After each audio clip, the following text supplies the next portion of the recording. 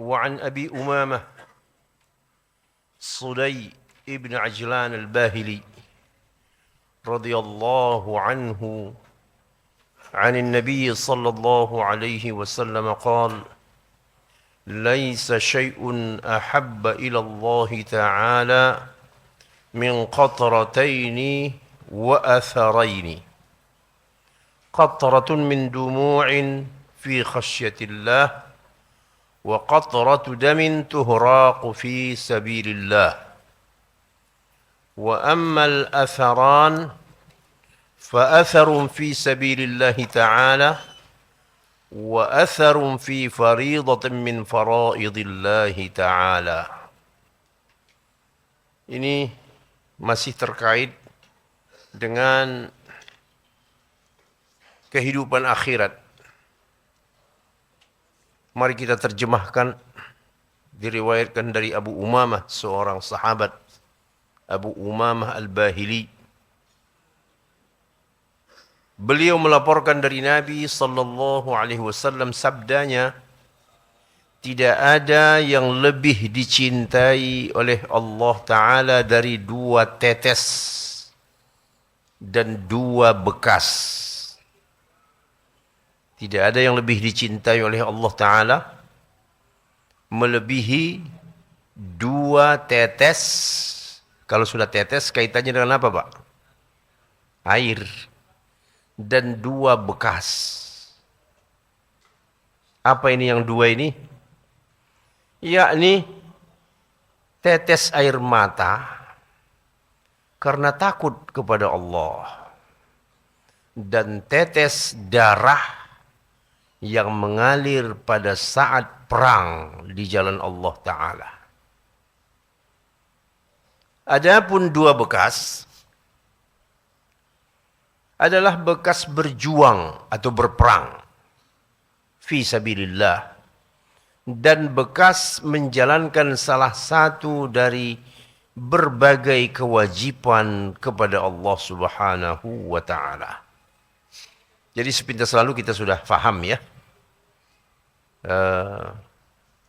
makna kandungan dari hadis ini.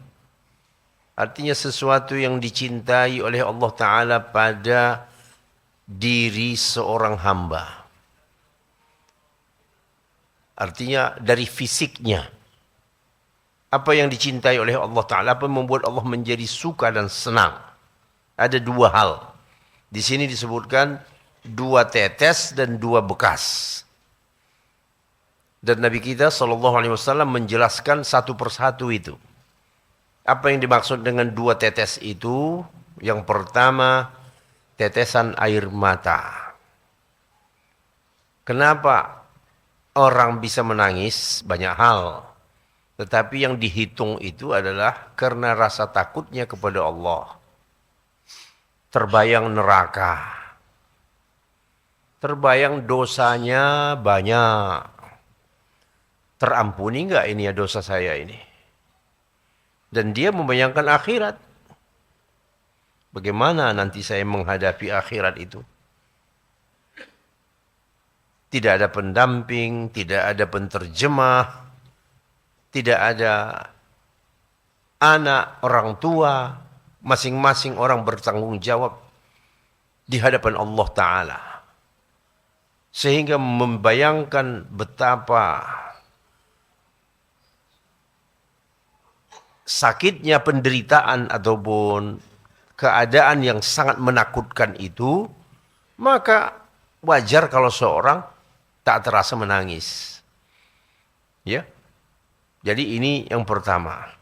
Dan ini kan sudah juga sebelumnya dibicarakan dalam hadis-hadis yang lain soal menangis. Jadi menangis itu hal yang disukai.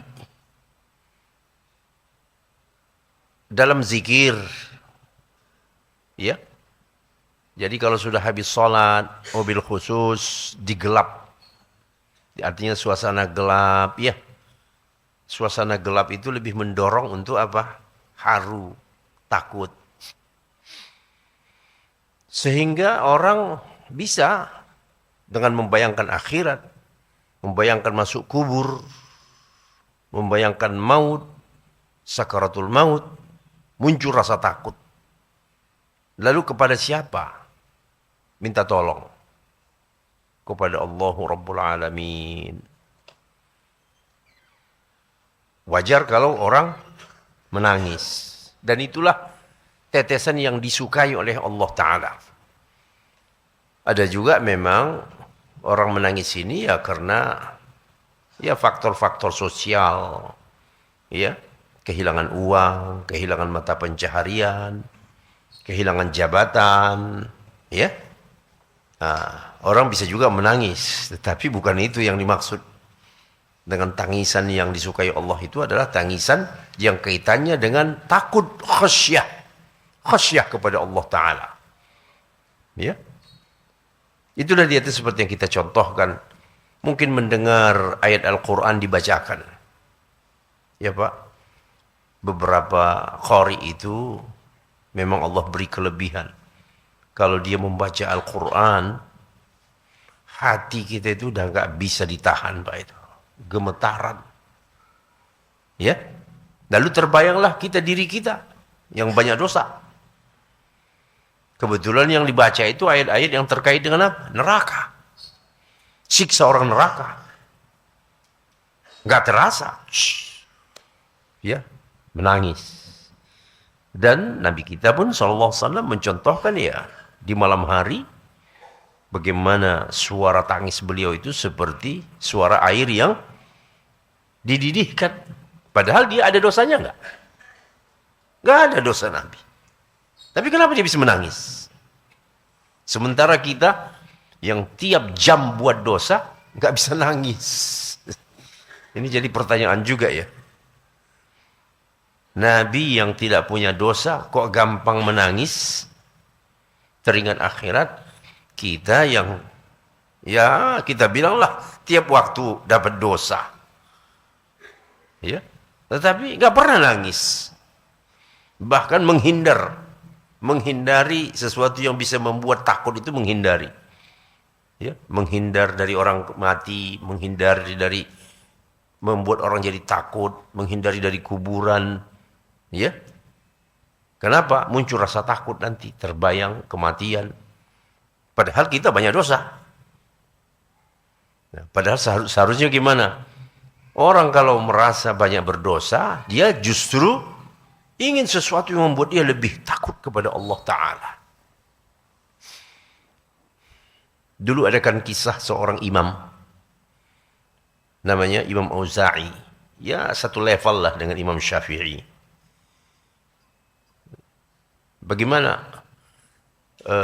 Suatu pagi, ibunya datang berkunjung ke rumah imam ini, disambut oleh istri sang imam, dipersilakan duduk. Begitu mau duduk, terasa lantainya basah, lalu dia pun buru-buru bangkit. Dipikirnya itu kencing cucunya. Langsung disambut sama sang menantu, "Ibu, kenapa ibu mau ya bangkit? Itu bukan kencing cucu ibu, itu adalah air mata Imam Auza'i." Begitulah dia tiap malam menangis. Padahal imam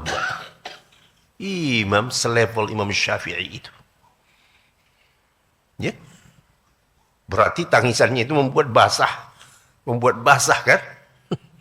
Sampai-sampai terasa ibunya, ya, basah.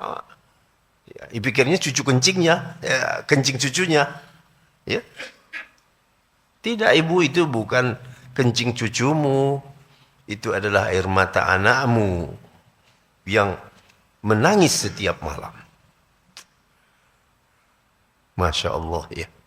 Nah, ini dari dikatakan air mata karena takut kepada Allah Ta'ala. Karena kita sih tidak tahu akhirat ya, jadi tak menangis. Coba orang kalau tahu akhirat, yang sering disampaikan, berdiri di hadapan Allah Ta'ala, tidak ada makhluk, samping kiri, samping kanan, tidak ada. Yauma yaqumun nasu li rabbil alamin. Pada hari di mana manusia berdiri di hadapan Rabbul Alamin. Ahli tafsir menyebutkan berapa lama? 300 tahun. Berdiri 300 tahun. Kita antrian saja. Setengah jam. Gelisah. Hah? Bagaimana? Umur kita 60 tahun, 70 tahun. Paling banter 85 tahun. Disuruh berdiri 300 tahun. Ngeri tidak? Dan itu pasti dialami. Pasti dialami. Itu bukan cerita dongeng. Siapa yang tidak takut mendengar itu? Tidak bergerak kaki seorang anak Adam, melainkan pasti akan ditanya 4 hal. Yang pertama umurnya. Umurnya berapa tahun masing-masing? Itu dia tadi. Ada yang 75. Ini kemana aja ini? Yang 75 tahun nih. Dan lembaran itu kan seperti aja kita sekarang tinggal apa namanya ya? Tinggal merefresh saja itu rekaman itu. Tanggal sekian, hari Sabtu, tanggal sekian, putarlah itu. Dari mulai bangun subuh pagi sampai kamu tidur lagi. Berapa puluh tahun hidup? Terekamlah situ semua. Kira-kira ada yang nggak takut mendengar, membayangkan itu saja ya? Ada yang nggak takut? Nah, begitulah orang yang tahu cerita akhirat, ya pasti dihadapi. Kalau dia sadar, wah, nggak berhenti menangis, Pak. Nggak berhenti menangis. Dan begitulah dahulu para imam-imam itu. Itu baru disebutkan umur loh. Ternyata ada satu bagian dari umur ini yang khusus ditanyai. Wa an syababihi fima ablah. Masa mudanya. Masa muda itu ya mungkin kita sebutlah dari mulai balik sampai 40 tahun. Masih pemuda, masih gagah orang. Kemana saja kamu? Ya, kemana saja kamu? Dari mulai 15 sampai 40 tahun itu, ada 15 tahun, kamu puncak kekuatan kamu itu, kemana kamu pakai? Allahu Akbar. Ya. Belum lagi pertanyaan berikutnya, harta. La ilaha illallah. Harta. Soal harta ada 2 pertanyaannya. Dari mana dan kemana? Lolos dari mana? Halal semua. Ya, bukan uang setoran. Bukan korupsi. Halal. Dia pedagang. Dia punya keahlian. Ya. Lolos. Halal ya. Kemana? Seram. Seram sekali, ngeri. Ngeri. Akhirat itu ya udah ngeri lah. Ya. Nah, ada pertanyaan keempat bagi orang yang berilmu. Ilmumu itu kamu pakai untuk tujuan dia dituntut atau hanya gagah-gagahan? Ya. Kamu belajar, tapi pekerjaan kamu tak sesuai dengan apa yang kamu pelajari. Kamu khianati ilmu. Wah, ini lebih dahsyat lagi. Itulah akhirat. Jadi betul kata Rasulullah, kalau kamu tahu apa yang aku tahu, kamu tidak akan bisa ketawa, kamu hanya bisa apa? Menangis. Ya. Kalau kamu tahu apa yang ku tahu, makanya Nabi nangis terus setiap malam. Ya, karena dia tahu. Kita nggak tahu. Kita nggak tahu apa yang terjadi di hari akhirat. Maka kita enjoy saja. Enjoy. Senang aja. Ya. Tidur larut malam. Entah untuk apa. Nanti paginya entah jam berapa. Orang ke masjid. Dia perhatikan hanya soal apa? Fisiknya saja, kesehatan. Ya. Jogging. Tetapi hatinya dia tidak peduli. Jadi yang pertama tadi tetesan itu adalah tetesan air mata karena takut kepada Allah. Kemudian tetesan kedua, tetesan darah yang mengalir dalam jihad perang fisabilillah. Nah, jangan alergi dengan jihad. Itu adalah amal yang paling disukai oleh Allah Ta'ala. Cuma pada waktu memang ada jihad. Pada waktu tidak ada jihad, ya hidupkan semangat jihad. Begitu. Jangan kamu benci sama mendengar jihad, kamu benci. Kamu identikkan jihad itu dengan sesuatu yang buruk. Seperti zaman sekarang. Menempelkan jihad dengan terorisme. Itu dua hal yang bertolak belakang. Tidak ada hubungannya sama sekali. Jihad itu berjuang membela agama Allah, berjuang menegakkan agama Allah, melawan musuh-musuh Allah. Jadi tetesan darah itu adalah tetesan yang sangat disukai oleh Allah Subhanahu wa ta'ala. Masya Allah ya. Nah, kalau kita baca hadis-hadis tentang jihad itu Pak, ya wajarlah dahulu kalau para sahabat itu kalau sudah mendengar pengumuman dari Nabi mau jihad, itu tumpah. Yang muda tidak tahu dia belum cukup umur, yang tua dia tidak tahu tuanya. Yang penting apa?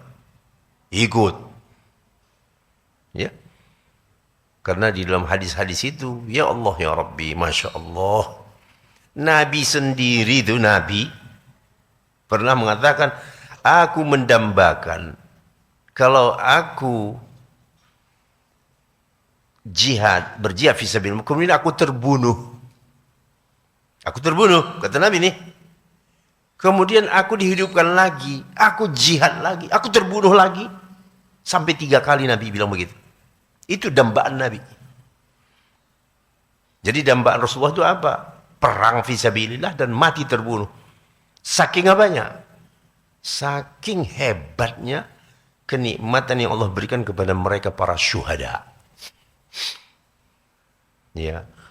Ya kita melihat ajalah di zaman sekarang postingan-postingan orang-orang yang terbunuh di Palestina. Begitu kan?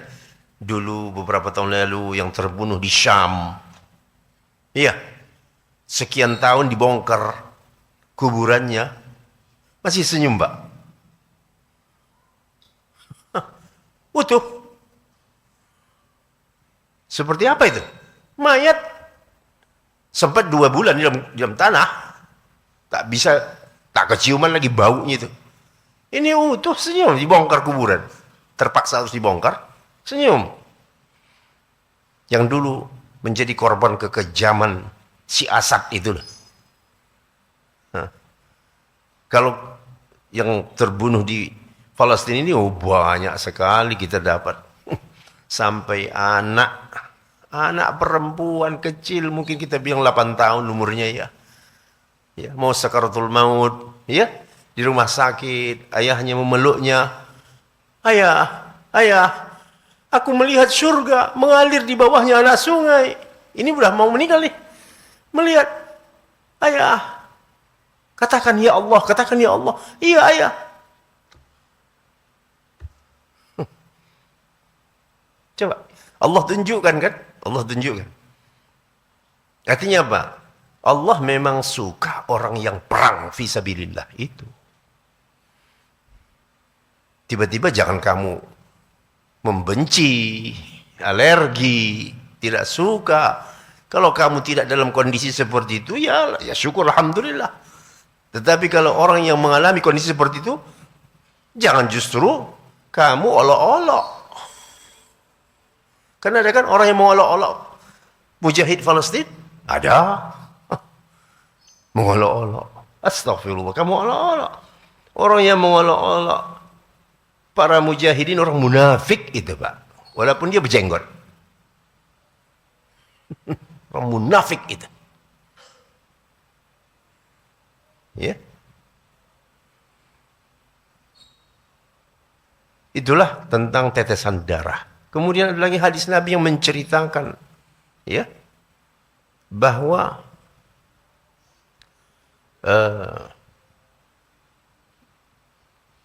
tidak disentuh api neraka jasad orang yang kakinya berdebu fisabilillah. Karena semua orang yang terjun ke medan perang pasti kakinya apa? Hah? Berdebu lah. Itu dalam hadis katakan tidak disentuh api neraka. Masya Allah. Jadi ini ya tambahan keterangan saja bahwa tetesan yang disukai oleh Allah itu adalah tetesan darah orang yang berperang fi sabilillah. Juga ada yang mengatakan tidak akan masuk neraka orang yang berada di medan jihad walaupun waktunya hanya selama orang memerah susu. Coba kira-kira Bapak hitung durasi orang memerah susu. Ini sapinya ini lagi penuh susunya ini. Berapa lama? Mungkin detik ya. Anggap saja 5 detik. 5 detik di medan perang. Tidak disentuh api neraka. Tubuhnya itu tidak disentuh api neraka. Jadi begitulah hebatnya soal jihad fi sabilillah. Kemudian yang kedua di sini dikatakan oleh Nabi kita sallallahu alaihi wasallam, ammal atharan. Adapun 2 bekas. Nah, bekas ya bekas luka, gitu ya. Adapun 2 bekas yang disukai oleh Allah taala itu apa dia? Bekas berjuang perang di jalan Allah. Mungkin gara-gara perang tangannya apa? Putus. Ya. Hilang sebelah tangan itu. Ya. Mungkin kakinya hilang. Itu adalah bekas yang paling disukai oleh Allah Subhanahu wa ta'ala. Atau bekas dalam menjalankan kewajiban terhadap Allah. Artinya ya di luar selain jihad, ya. Selain jihad, pergi ke masjid, masuk lubang, ya. Artinya terkilir sampai akhirnya beliau pun ya mungkin pincang, ya. Orang pergi berdakwah kecelakaan, cacat, ada kan yang begitu-gitu tuh? Oh ada. Ya semua orang yang sholat barangkali ya di tumitnya itu, tumit sebelah luar itu pasti ada bekas kan, keras itu. Rata-rata orang punya begitu. Nah, tapi nggak tahu saya kalau pakai karpetnya halus, ini mungkin bekasnya jadi nggak ada. Tapi kalau bapak itu ya duduk tasyahud akhir di mana? Di lantai yang keras itu semuanya berbekas. Nah, itulah dia. Jadi ada bekas. Tapi bukan berarti maksud saya ini nanti digulung karpet. Ini bukan begitu maksudnya. Jadi apa saja bekas dalam melaksanakan faridah, kewajiban dari Allah Subhanahu wa ta'ala, itu semuanya bekas yang sangat disukai oleh Allah Azza wa Jalla. Masya Allah ya. Jadi hadis ini begitu membekas di dalam hati kita.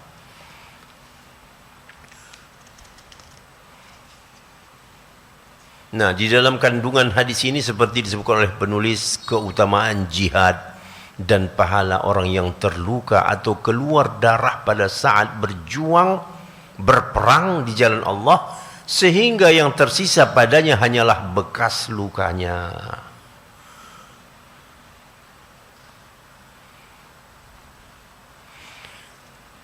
Hadis berikutnya, Hadithul Irbad ibnu Sariyah radhiyallahu anhu qala wa'adhana Rasulullah sallallahu alaihi wasallam mau'izatan wajilat minhal qulub wa dharafat minhal uyun.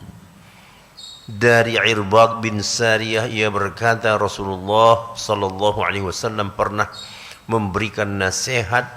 Nah, jadi suatu ketika Nabi sesudah salat menghadap ke sahabat menyampaikan nasihat yang sangat mendalam kepada kami, di mana nasihat itu menggetarkan hati dan mengucurkan air mata. Jadi memang ada momen-momen tertentu ceramah ataupun ucapan-ucapan dari seseorang itu keluar dari lubuk hatinya, masuk ke lubuk hati si pendengar, membuat apa? Menangis, terharu. Jadi ada seorang dai yang membagi ucapan penceramah itu begini, Pak. Kata dia, bahasanya halus. Ucapan manusia itu ada yang keluar dari mulut, nempel di kuping. Itu nggak tahan lama. Dan itu nggak membekas. Keluar dari mulut, masuknya ke kuping. Tapi ada yang ucapan itu sumbernya dari mana? Dari hati. Didengar si pendengar, masuk ke dalam hati. Inilah dia itu. Rasulullah berucap dari hatinya, didengar sahabat yang mendengar itu bergetar hati mereka dan air mata mereka mengucur.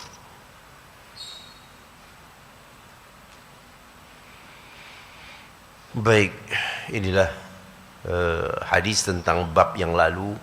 Kemudian karena masih ada waktu, kita lanjutkan ke bab berikutnya, zuhud. Zuhud terhadap kenikmatan dunia. Bukan menari-nari naik gaji, tetapi zuhud terhadap kenikmatan dunia.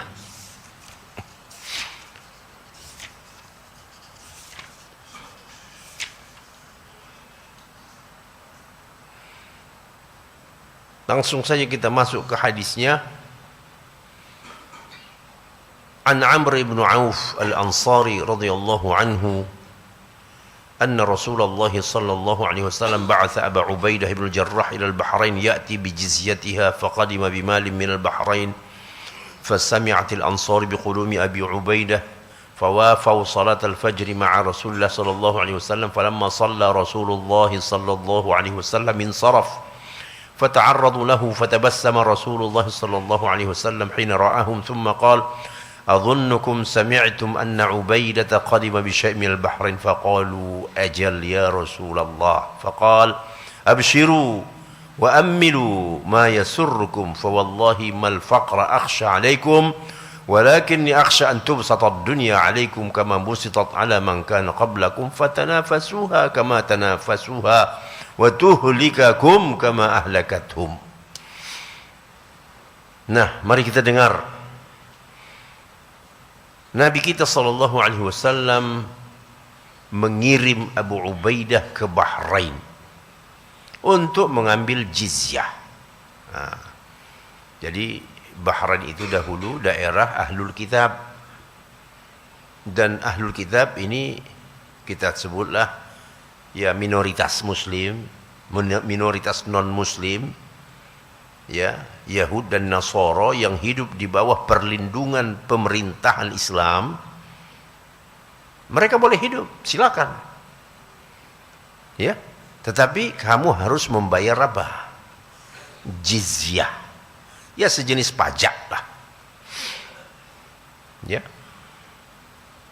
Jadi Nabi menugaskan Abu Ubaidah untuk mengutip jizyah dari penduduknya. Kenapa jizyah? Karena mereka Ahlul Kitab, orang kafir. Kemudian dia kembali dari Bahrain membawa sejumlah harta. Ya, hasil pajak. Lalu kaum Ansar mendengar kedatangan Abu Ubaidah itu. Mereka pun berkumpul untuk mengerjakan salat subuh bersama Rasulullah. Setelah usai salat, Rasulullah pulang. Namun para sahabat menghampiri beliau. Kemudian beliau tersenyum. Sudah paham kenapa mereka ini ngumpul. Beliau tersenyum ketika melihat mereka. Lalu beliau bersabda, aku kira kalian memang sudah mendengar bahwa Abu Ubaidah sudah datang dari Bahrain dengan membawa sesuatu. Artinya kamu menunggu bagian, ya, bagian yang tidak sedikit yang akan dibagi-bagikan. Bukan uang ditarik dari kantong kamu atas nama pajak sehingga kamu menderita. Justru pajak ditarik dari orang kafir dibagi-bagikan untuk kamu. Nah, jadi filosofinya sudah beda, Pak, ya. Ya. Di zaman dulu pajak ditarik dari orang kafir untuk dibagi-bagikan kepada siapa? Kaum muslimin. Ini pajak ditarik dari kantong kaum muslimin hingga yang susah sekalipun, sehingga membuat mereka menderita miskin. Nah, lalu Nabi senyum, ya. Aku kira kalian sudah mendengar Abu Ubaidah telah datang dari Bahrain membawa sesuatu. Maka mereka berkata, benar wahai Rasulullah, benar. Itulah kenapa kami gembira. Kemudian beliau bersabda, bergembiralah, silakan, dan harapkanlah apa yang kalian inginkan. Pasti kalian akan dapat bagian, begitulah, ya. Demi Allah, tapi ingat ini. Nah, lihat ini ya. Nabi memberikan pandangan yang lebih mendalam. Oke lah, kamu akan dapat bagian masing-masing. Tapi ingat nih, bukan kemiskinan yang kukhawatirkan pada kalian. Lihat ini, Pak, ya. Perhatikan betul hadis Nabi ini. Bukan kemiskinan yang kukhawatirkan menimpa kalian. Justru yang kukhawatirkan adalah kekayaan dunia. Kalau dihamparkan ke hadapan kamu sebagaimana yang pernah dihamparkan kepada orang sebelum kamu, kemudian kamu pun berlomba, bertarung mengejar kekayaan itu seperti mereka dulu lakukan, dan akhirnya kekayaan itu membinasakan kalian sebagaimana dulu orang sebelum kamu binasa gara-gara kesenangan itu. Dalam ya, Pak, ya, dalam sekali. Jadi di tengah kegembiraan itu Nabi mengingatkan, aku nggak takut kalau kalian itu susah. Ya, kalau dulu kan makin orang susah makin dekat dengan Allah, Pak. Ya, masih ingat kita barangkali ya, Pak, ya. Ya, kalau saya bilang masa-masa saya dulu masih anak-anak lah, mencari orang susah itu ke masjid. Karena di masjid berkumpul siapa? Orang susah. Karena mereka mengadunya kepada Allah. Nah, sekarang terbalik, Pak. Orang susah tak dijumpai di masjid. Betul? Nah, inilah banyak yang jungkir balik, banyak yang aneh-aneh. Kalau dulu orang susah ramai di masjid. Kenapa? Mereka mengharap rahmat Allah itu melalui taqarrub, pendekatan, zikir, ya, mengadu kepada Allah atas kesusahan. Belakangan orang susah nggak masuk masjid, nongkrong di pinggir jalan.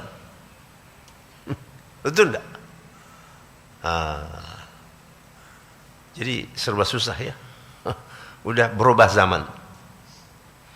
Nah, jadi kata Nabi di sini apa? Kembali kita kepada hadis. Bukanlah kemiskinan yang kukhawatirkan pada kalian. Karena biasanya orang miskin akan lebih dekat dengan Allah. Betul tak?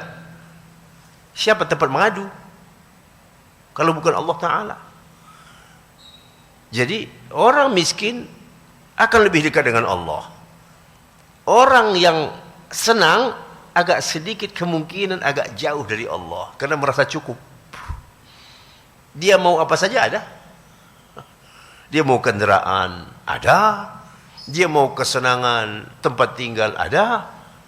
Dia menginginkan sesuatu yang harus dia beli ada. Dia mau bersenang-senang semuanya ada. Jadi seolah-olah dia seperti tidak membutuhkan Allah. Beda dengan orang miskin. Kamu mau minta siapa? Yang kamu perlukan siapa yang mengasihnya? Satu-satunya tempat kamu bergantung adalah Allah Ta'ala.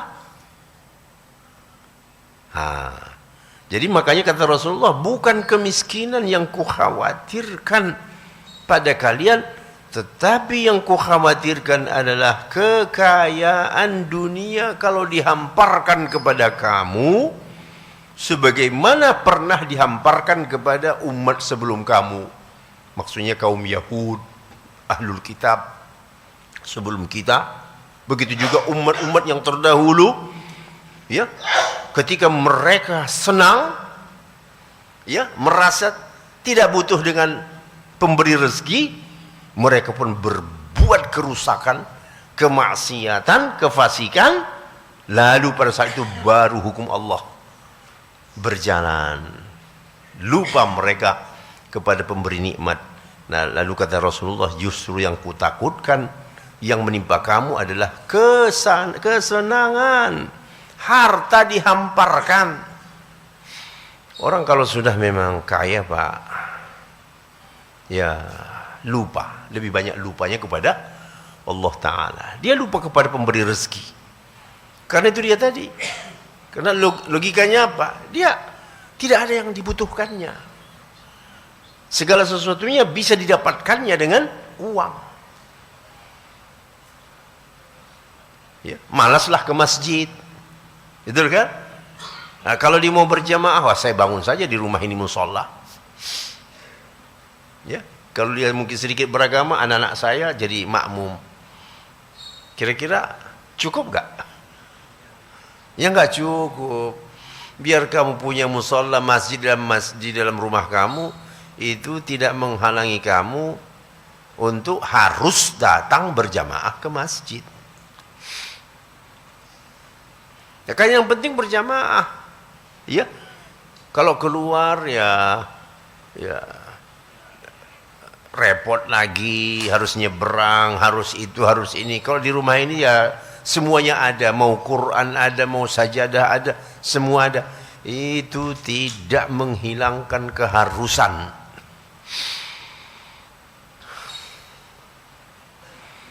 Itu salah satu contohnya ya. Contohnya. Jadi hadis ini, Masya Allah, kata selanjutnya apa tadi?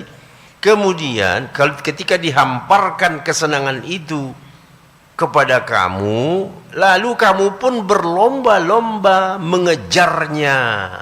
Itu dia, Pak. Sikut-sikutan. Itulah yang terjadi, betul tak?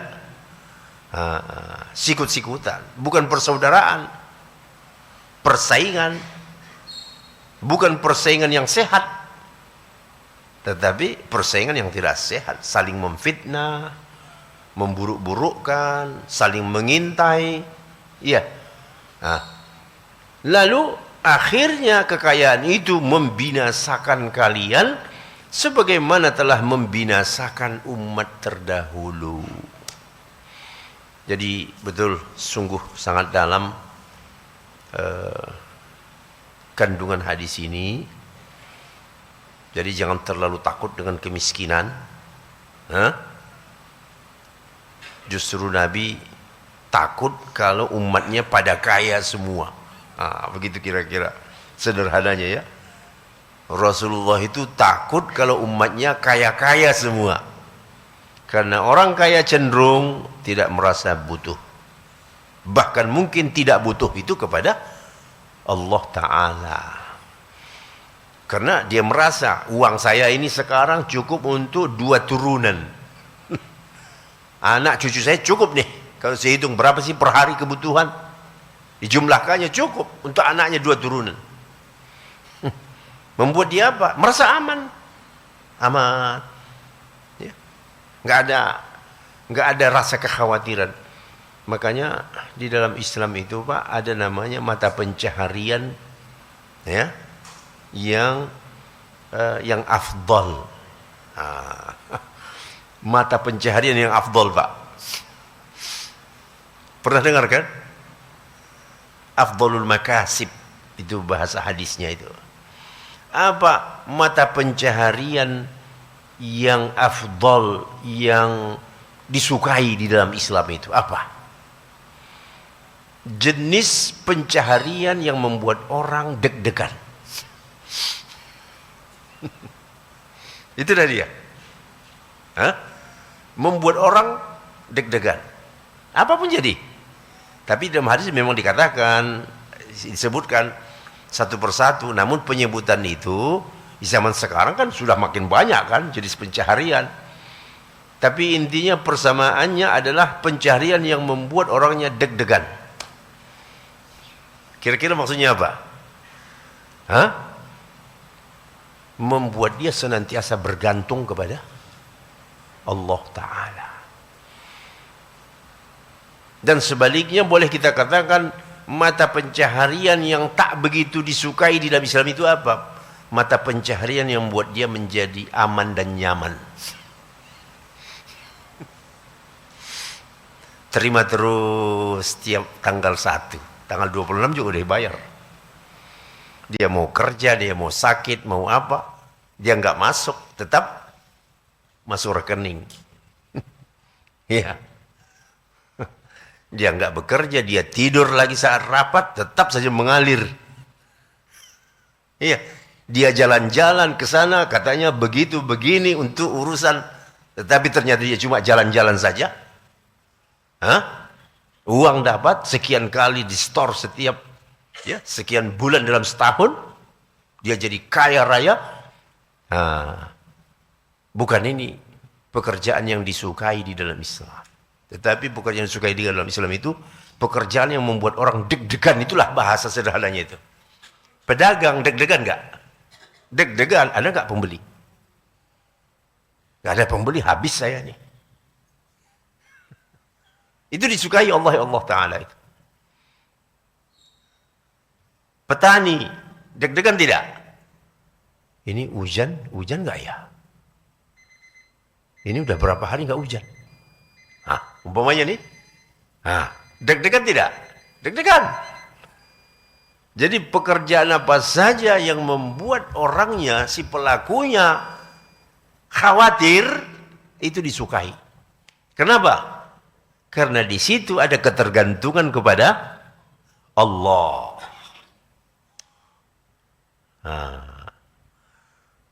Tapi bukan berarti maksudnya Bapak disuruh resign dari kantor, bukan begitu ya.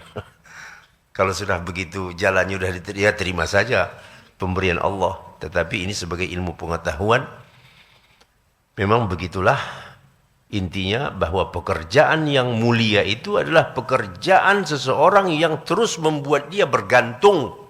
Ya Allah, turunkanlah hujan. Kalau sempat tidak turun hujan, tanah kering, tidak ada pengairan, tumbuh-tumbuhan tidak hidup, tidak tumbuh, mati semua. Makan apa kami? Ya, dagang. Kalau nggak ada pembeli, bagaimana? Barang jadi busuk. Jadi ada ketergantungan. Jadi inilah dahulu sementara yang kita baca. Mudah-mudahan ini bermanfaat. Aqulu qawli hadza wa astaghfirullah. Wassalamualaikum warahmatullahi wabarakatuh.